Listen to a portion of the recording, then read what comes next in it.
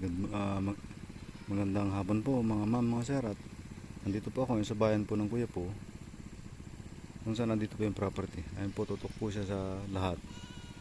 1 hectares po ito. Ito po yun.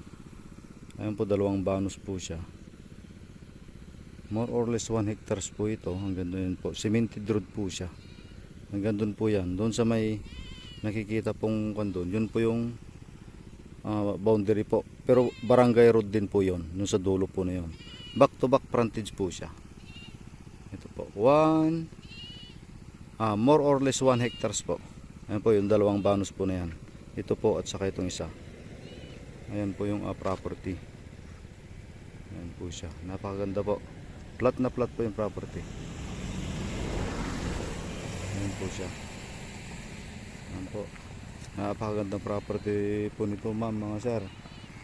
At napakalapit po, 15 minutes Anao Tiplex lamang po.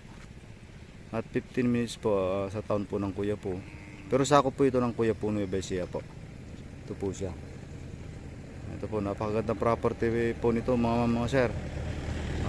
At panoorin nyo na lang po mabuti sa aking YouTube channel, Kuya Freddy Vlog po. Maraming salamat po and God bless po mga sir. Ayan po pala yung overlooking nya. Ayan na rin po yung Tiplex.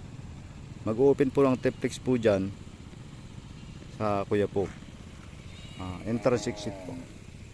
Ito po yung kalsada. Ayan po siya. Ayan, tutok na tutok po sa cemented road. Ito po.